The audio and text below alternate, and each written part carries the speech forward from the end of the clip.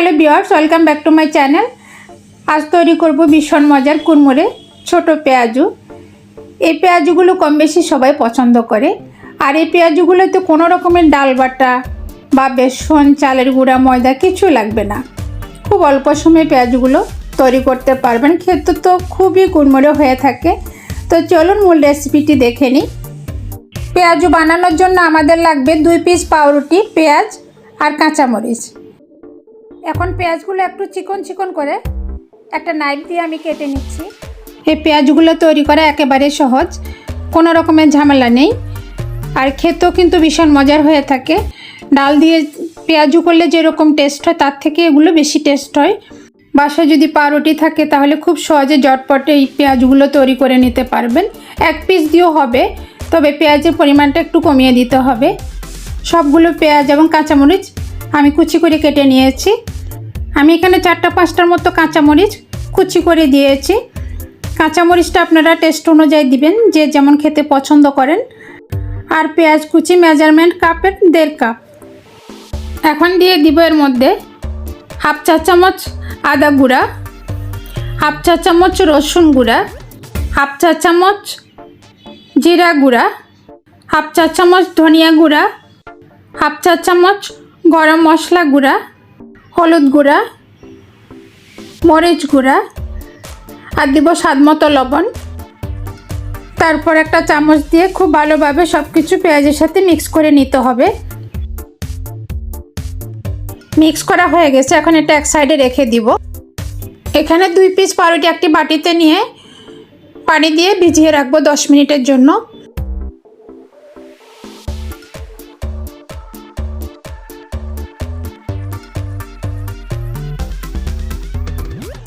দশ মিনিট পর পাউরুটিগুলো পানি থেকে তুলে হাত দিয়ে এভাবে পানিটা ঝরিয়ে পেঁয়াজের মধ্যে দিয়ে দিব।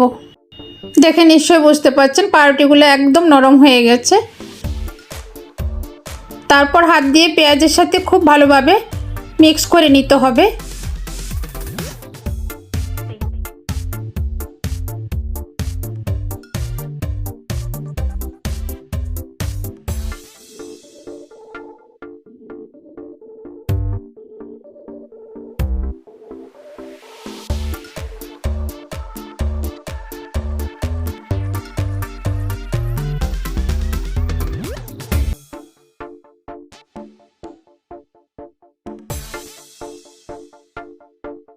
মিক্স করা হয়ে গেছে, এখন নিয়ে যাচ্ছি ভাজতে।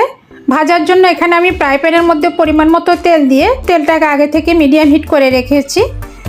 তারপর ছোট ছোট করে পেঁয়াজগুলো দিয়ে তেলে ভেজে নিব। আর চুলার জালটা কিন্তু মিডিয়ামে রাখতে হবে, তাহলে খুব মুচমুচে হবে। না হলে উপরের দিকটা তাড়াতাড়ি হয়ে যাবে, ভিতরটা কিন্তু নরম থাকবে। ভাজার কিছুক্ষণ পর এগুলো আর মুচমুচে থাকবে না, নরম হয়ে যাবে।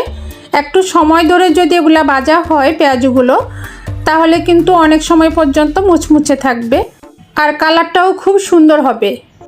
এভাবে এপিট ওপিট করে উল্টিয়ে দিতে হবে।